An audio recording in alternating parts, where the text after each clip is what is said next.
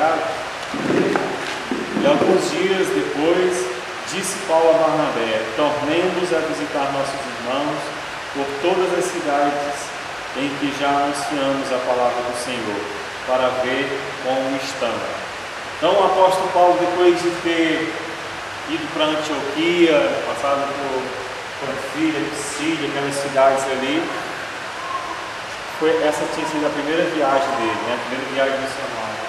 Aqui era a segunda viagem missionária. Ele chama a Barnabé e fala: agora vamos voltar às cidades. Vamos voltar às cidades por onde nós passamos. Para quê? Para ver como que eles estão, né? Como eles estão passando. Na realidade, Paulo queria confirmar os irmãos. Por quê, irmãos? Porque é necessário, né? É necessário confirmar os irmãos.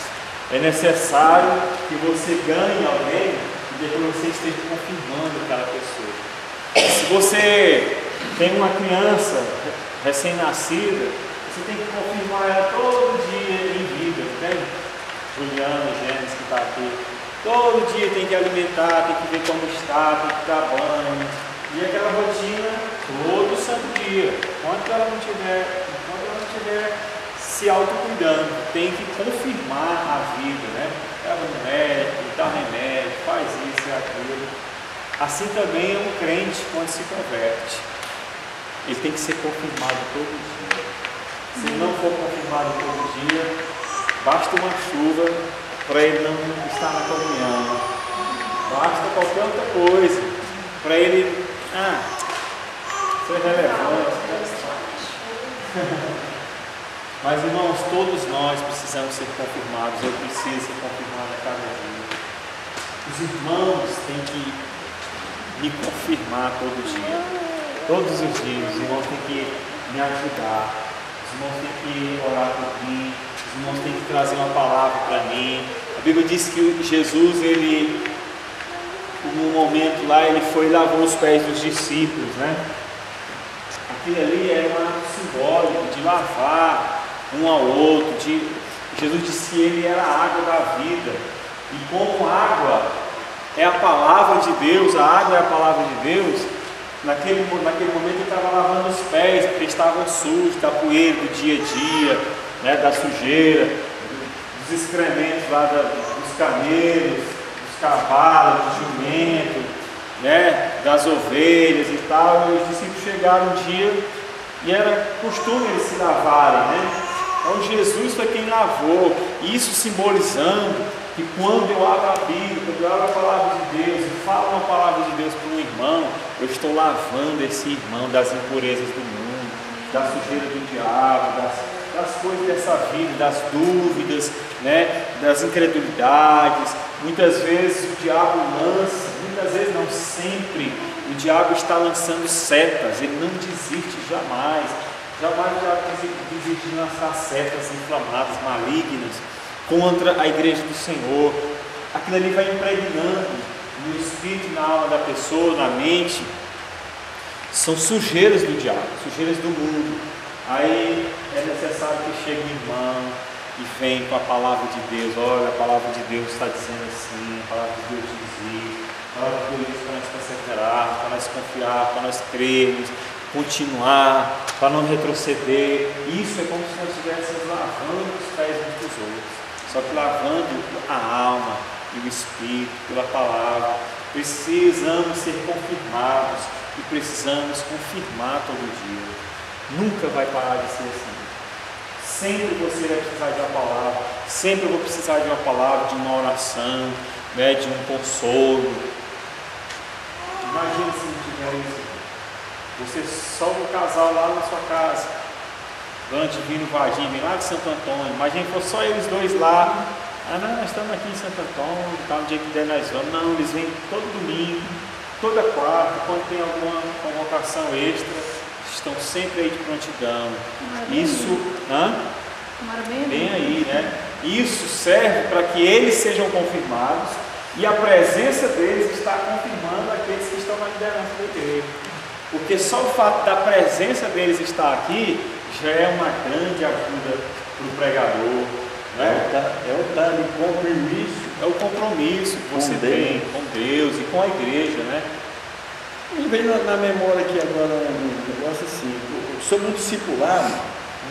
Às vezes fala assim, eu ganhei fulano para Jesus. Eu ganhei, eu conversei com ele, eu ganhei ele para Jesus. Mas eu ganhei, mas não discipulei. Sei. Eu fiz alguma coisa? Foi irresponsável, né? Ganhar, consolidar, discipular e enviar. São as quatro vai. coisas necessárias. Isso aí, Você tem que ganhar, consolidar aquela pessoa, né? Para ele saber que ele está sendo cuidado. Muito bem, Vadinho. É a mesma coisa se você tem uma criança, Vadinho, e deixar ela, igual algumas pessoas, algumas parideiras, né? Vai e deixa no lixão, deixa no hospital, deixa na porta de alguém, a mesma coisa. Ah, eu ganhei, cadê? Quando deixa na porta de alguém tá até bom, né? Isso. Se deixa abandonado as formigas. Isso. Quando você confia na mão de alguém, eu ganhei. Agora, Vadinho, se você fala assim, não, eu ganhei, ó, pastor, ó, ganhei essa alma aqui, cuida dela. Aí você está sendo, não está sendo irresponsável, mas está sendo egoísta. Porque ganhar, irmão, é a parte mais fácil. Você ir lá e pregar para a pessoa é a parte mais fácil. Agora aí, cuida dela. A Juliane já chega aqui. Aqui nasceu, toma, cuida. Como assim, meu irmão? É a parte mais difícil agora, é cuidar. É acordar de. Agora é acordar de madrugada, é fazer uma madeira, é lavar, é dar banho. É a parte mais difícil. Aí todo mundo chega, pastor, ó, trouxe, tá aqui, tomando. O apóstolo Paulo, ele tinha essa consciência, ele chamou Barnabé e falou, olha, nós saímos por todos esses lugares pregando, agora nós vamos voltar em todos aqueles lugares, fazendo o quê? Vendo como estão os irmãos, como é que está a fé deles, se eles continuam firmes, se eles não se desviaram, se eles estão crescendo, se eles estão ganhando mais. É assim que a igreja tem que funcionar. E quando os irmãos, no caso dos irmãos, só o fato de vocês estarem aqui, a gente continua com isso aqui. Se tiver dois aqui, um para ouvir a palavra de Deus, não pode parar. Se não tiver nenhum, a gente bota a melancia nas cadeiras e vamos falar para as melancia. Aquilo que eu falo a respeito, igual a gente conversou naquela, não sei se foi semana passada, foi segunda-feira, não me recordo, esses dias atrás aí. Quando tu fala assim, eu não me preocupo, uma coisa que eu me preocupava muito é editar, até falou isso para o nosso primo, né, que às vezes não dava pregação porque tem mais ou menos pessoas. Mas se você for ver, o povo em si não se pega muito no pé, mas de uma liderança sim. Justamente por causa disso aqui. Entendeu? A nossa pregação é a mesma, para 1, 2 ou 1 milhão ou 2 milhões. Mas assim, o povo vê e faz festa. Tem que um nível a mais, né? Agora a liderança é aquilo que eu falo, não querendo mesmo assim, mas uma liderança que o Paulo veio ver, os irmãos e aqueles que nós constituímos como presbíteros, como pastores, né, líderes, diáconos lá nessas igrejas, eles estão exercendo essa função. E ver tudo, né? Tudo isso aí. Exatamente. A palavra de exortação para a igreja e para a liderança ela é diferente, com certeza. Né? O líder, o pastor, ele já está mais. Ele tem os lombos dele mais fortes, ele aguenta mais chibatada do que uma ovelha comum, né, entre aspas. Mas o apóstolo Paulo ele tinha este encargo. Ele não só paria, né? Ele não só gerava filhos, mas ele cuidava, ele tinha preocupação de cuidar, de alimentar, de ver como está passando, e aí, como é que vocês estão e tal. Não cesso de orar por vocês, não cesso de dar glória, estou gemendo até agora com dores de parto, orando por vocês. Então Paulo sempre tinha uma palavra, e é importante que a igreja tenha essa característica, tenha essa prática, né, de vida, igual minha mãe ontem falando aqui, né, que uma amiga dela falou assim, Ricardo, você está fazendo campanha na igreja, porque toda vez que eu venho aqui você está na igreja. Quer dizer, o povo tem na mentalidade que está na igreja porque está fazendo campanha, né? Não, isso é a nossa prática normal de ser igreja, nossa vida normal. Estou fazendo uma campanha assim de ir para o céu, de levar muitas almas para o céu, de levar prosperidade para o povo, levar a cura. É uma campanha que só vai acabar, não é 7 dias de campanha, não é 8 dias, não é 40 dias, não é 90 dias de campanha. A campanha é até Jesus voltar. Faz parte da vida, né? E isso faz parte da nossa vida. Assim como faz parte da minha vida acordar cedo, escovar o dente, respirar, tomar café e almoçar e jantar, é a mesma coisa, eu não posso viver sem isso, né? Já faz parte, então o povo não tem compreensão dessas coisas, mas nós temos, graças a Deus.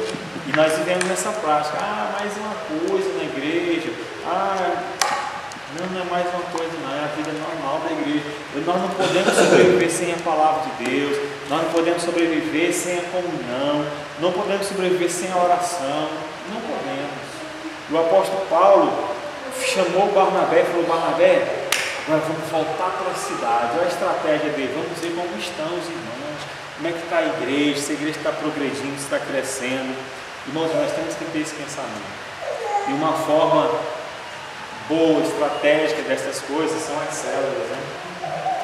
Você ganha uma pessoa, aí tem uma célula. Aí você vai ver, mas já tem tanto tempo que eu estou lá, só eu e aquela pessoa. Você está confirmando aquela família, você está consolidando aquela família, né?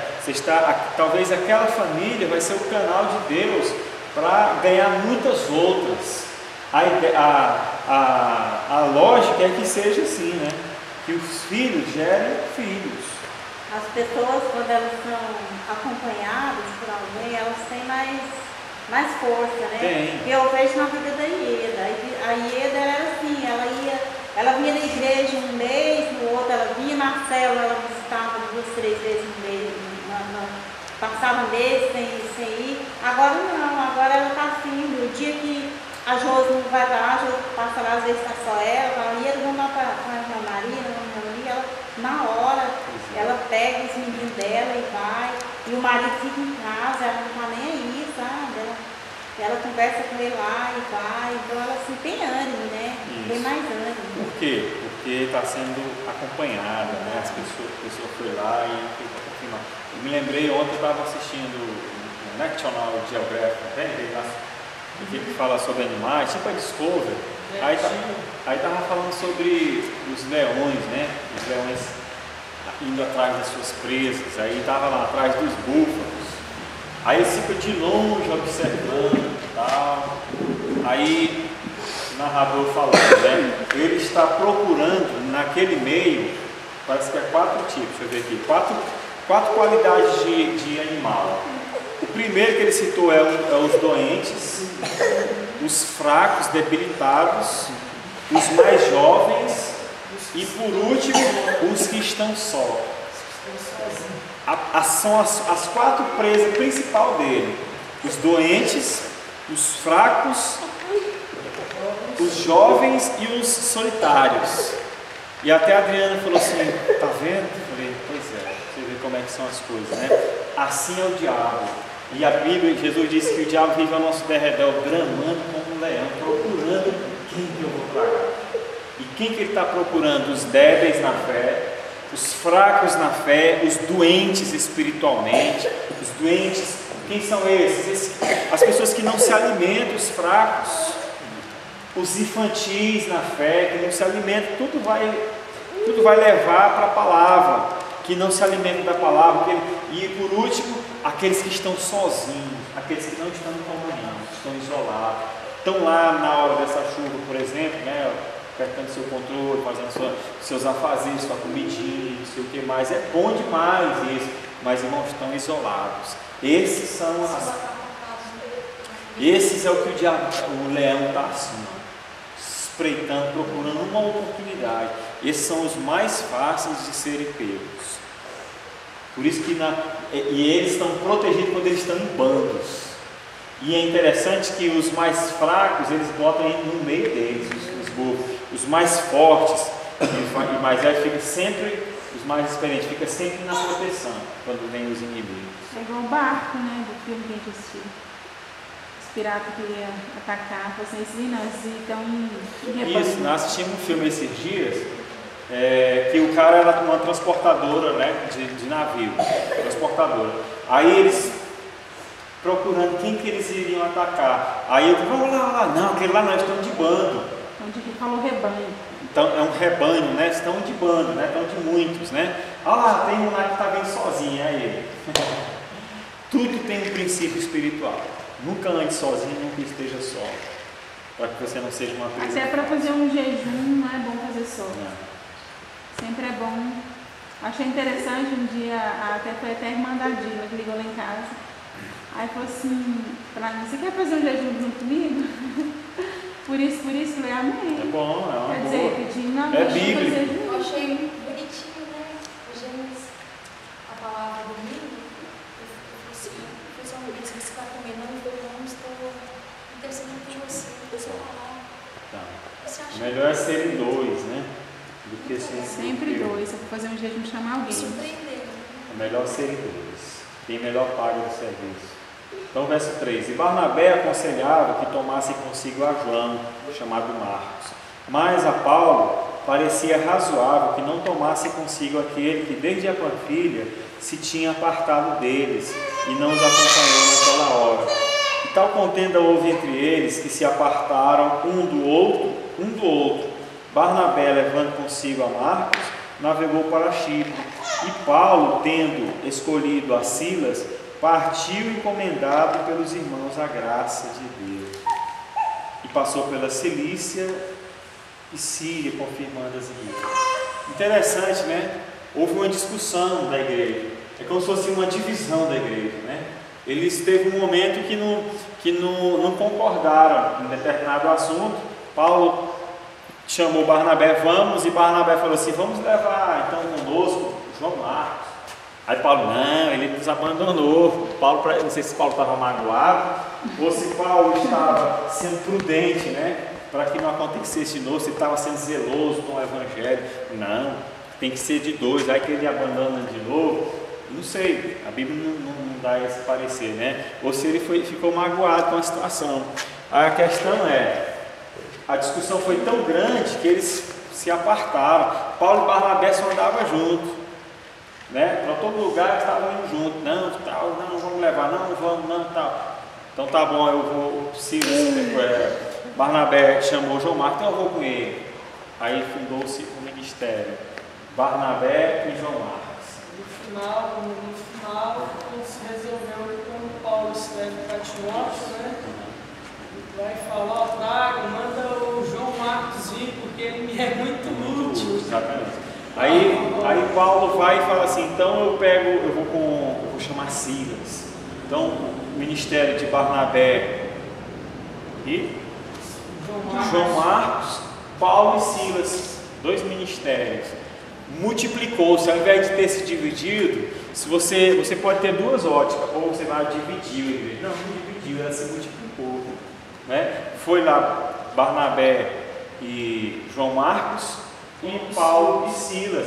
Agora, em vez de ter só dois, agora são duas equipes. Era uma equipe, agora tinha duas equipes de evangelismo, né? E tal. Então a partir daí eles começaram.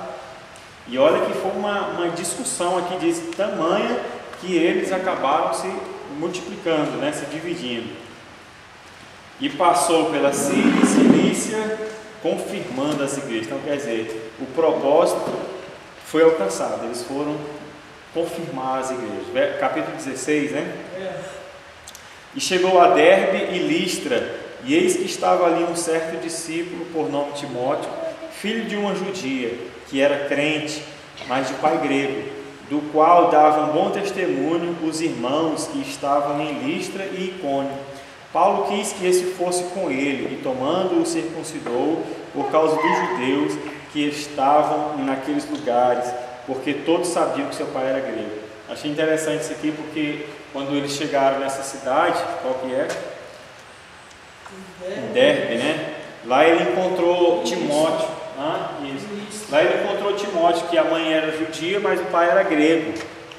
E que ele não era circuncidado, era um escândalo para os judeus, né?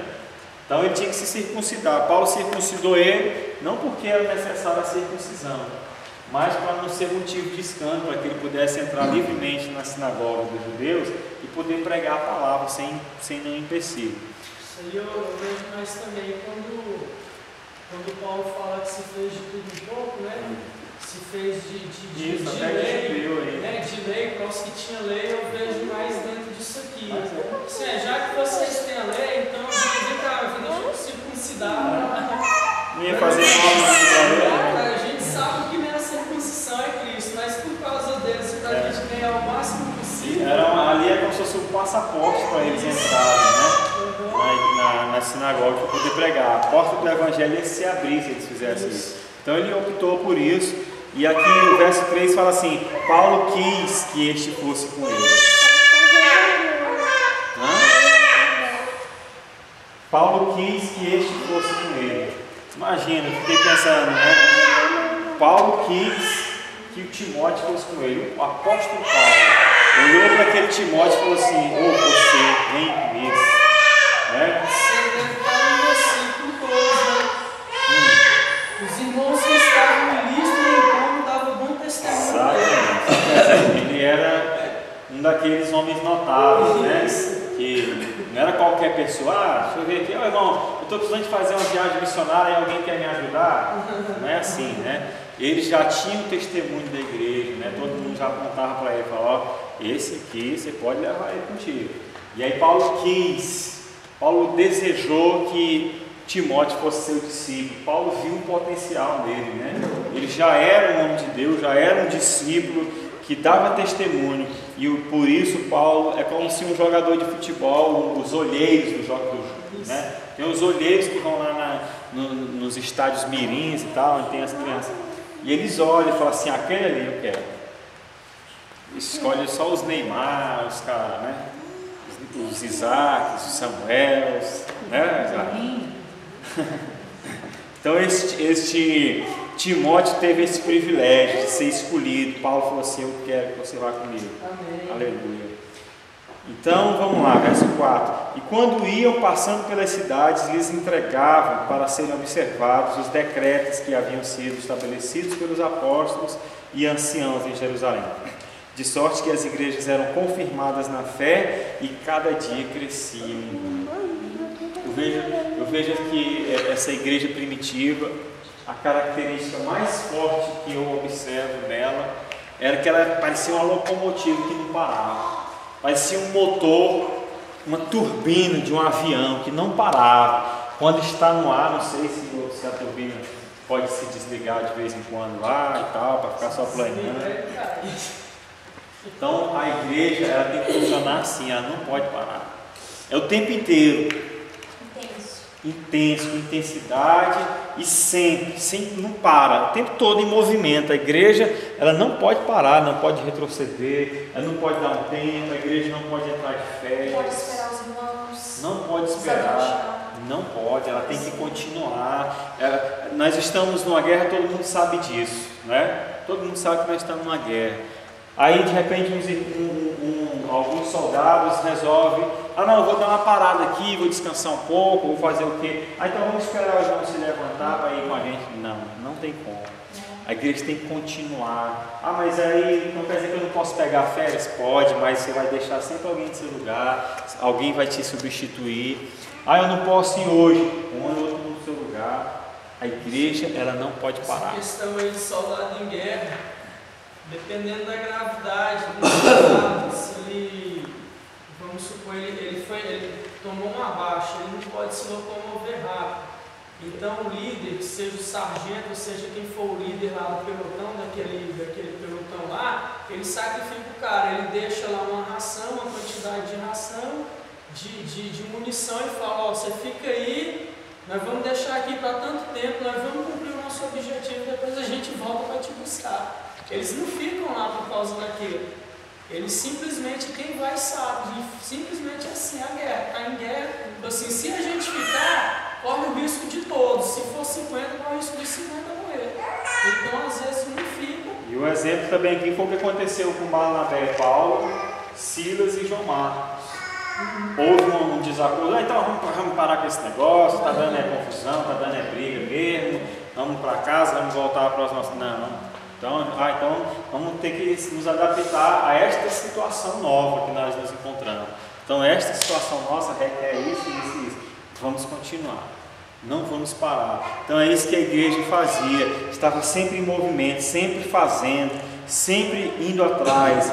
Verso 5, de sorte que as igrejas eram confirmadas na fé e cada dia crescia o número dos irmãos, né? Quer dizer, a igreja estava sendo confirmada de um jeito ou de outro, com Barnabé, ou com Silas, ou com João Marcos, mas não pode parar. Ou não, o fulano não pode ir, você pode, vamos lá nós. Se ninguém pudesse ir, eu tenho certeza que Paulo ia sozinho. Aleluia. Vamos lá. E passando pela Frígia e pela província da Galácia, foram impedidos pelo Espírito Santo de anunciar a palavra na Ásia. E quando chegaram a Mísia, intentavam ir para a Bitínia, mas o Espírito não lhe permitiu. Interessante, né?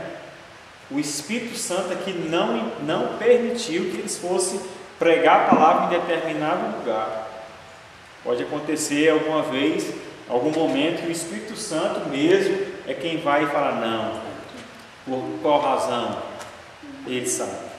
Se for ver aí uma coisa, ia pregar, né? Ia estabelecer a igreja. Exatamente. E aqui o Espírito Santo tinha suas razões. Por quê? Porque ele não queria perdoar, porque ele não queria salvar. Qual a razão? A Bíblia não fala, não relata qual a razão. Só fala que o Espírito Santo impediu que a palavra dele fosse anunciada lá na Ásia, né? Chegaram numa cidade lá de Bitínia e o Espírito Santo falou assim: não permito que vocês preguem. Então, e tendo passado por Mísia, desceram a Troade, e Paulo teve de noite uma visão em que se apresentou um homem da Macedônia e lhe rogou, dizendo: passa a Macedônia e ajuda-nos. E logo depois desta visão procuramos partir para a Macedônia, concluindo que o Senhor nos chamava para lhes anunciarmos o Evangelho. Isso aqui é algo tremendo, né? O Espírito Santo impede de pregar em determinado lugar e o mesmo Espírito Santo fala: vai para tal lugar. Então é sempre o Espírito Santo dando direção. Isso aqui é a igreja viva do Senhor, operante, que responde, que ouve e responde o Evangelho, né? Que ouve e responde a palavra de Deus. Me lembrei agora do Jorge, né? Na segunda-feira, quando ele falou a questão que ele estava lá sentado na casa dele, na rede, e de repente ele começou a pensar. E eu tenho certeza e convicção de que foi o Espírito Santo que colocou no coração dele. Ele falou: irmão, eu pensei, por que a gente não reúne as células uma vez por mês e faz uma reunião com todos da célula para poder entrosar os irmãos, né, para poder apresentar uns aos outros, porque ficam os irmãos lá da minha célula, não conhecem a igreja, não tem comunhão e tal. E eu falei: que bênção, né, irmão? Eu tenho convicção que isso é de Deus, porque na visão celular, isso é chamado de quê? É uma macrocélula, né? É a união das células. Isso aí já pode falar aqui entre nós, né? A gente Então, nunca fez isso, né? De unir, uma vez. Nós já conversamos sobre isso, né? Então foi Deus alertando ele. E o ele. Jorge nunca ouviu falar disso. Nunca ouviu. Mas o Espírito Santo é quem foi que tocou no coração dele. Eu falei: irmão, ele falou assim: então, se for de Deus, vamos orar. Eu falei: irmão, é de Deus, vamos orar. E eu fui, enquanto os irmãos estavam orando aqui, eu estava ali ajoelhado, o tempo todo orando e meditando naquilo que ele tinha falado. Eu falei: com certeza é de Deus. Com certeza. Por quê? Porque isso vai realmente fazer isso, confirmar a fé dos novos, vai incentivar aqueles que não estão inseridos em célula, porque eu acredito muito na célula, eu confio demais na célula. Eu sei que através das células é a grande oportunidade que nós temos para pregar o Evangelho, para restaurar uma família inteira. E através do Jorge aqui, ó, ele vai lá no JK, deve dar uns 10 quilômetros daqui lá mais ou menos, né? Todo domingo vai para lá, domingo na hora do almoço. É mais ou menos como daqui de Urias. É mais ou menos como daqui de Urias. E aí ele vai todo domingo, das 9 horas da manhã até a hora que o Espírito Santo manda. Ele diz que é o dia todinho lendo, orando, e já tem a reunião das crianças separadas, vai começar agora, domingo. E aí vem com essa ideia que ele não sabia que é chamado de macrocélula. Então eu creio que isso é do Espírito Santo. Eu já falei para ele ver um dia que é bom lá, para realmente a gente fazer isso mesmo e fazer uma vez por mês essa reunião de macrocélula, para ver, quem sabe o Espírito Santo toca no coração dos irmãos, os irmãos se ensinam na célula, né? Passam a ser um canal de bênção, assim como o Jorge, como a dona Divina, Vadim, vocês agora estão com 2 células, né? Aqui na igreja, e é para começar. Só para começar são 2 células. Então eu creio em nome do Senhor Jesus, e me empolguei muito com ele naquele dia aqui mesmo, orando aqui, comecei já a pensar, sonhar, me empolgando. Tenho certeza que isso é do Espírito Santo, não empolgação da carne, porque isso gera trabalho, gera mais até despesa financeira, mas o Espírito se alegra, é você cumprir a obra de Deus. E nós vamos fazer isso em nome do Senhor Jesus, com alegria. Então vamos lá, onde nós estamos? Então esse Paulo teve essa visão, né? Em que um homem da Macedônia falou assim: passa a Macedônia, quer dizer, vem nos ajudar, venha para cá, porque o Evangelho aqui está precisando. Aqui tem muita gente para ser conquistada e tem poucos, né? Tem muitas, a obra aqui é grande, mas os ceifeiros são poucos. Tá, obrigado, Tiago. Então passa para a Macedônia para nos ajudar. E o Paulo, verso 10: e logo depois dessa visão, procuramos partir para a Macedônia. Obrigado. Concluindo que o Senhor nos chamava para lhes anunciarmos o Evangelho. Quer dizer, o Senhor que estava chamando. Aquele mesmo Espírito que falou assim: não pregue aqui em Bitínia, na Ásia, mas pregue na Macedônia, né? Vá pregar na Macedônia. Então, ele fechou uma porta, mas abriu outra. Aleluia, glória a Deus. Vamos continuar aqui. E navegando de Troade, fomos correndo em caminho direito para Samotrácia, e no dia seguinte para Neápolis, e dali para Filipos, que é a primeira cidade desta parte da Macedônia, e é uma colônia, e estivemos alguns dias nesta cidade.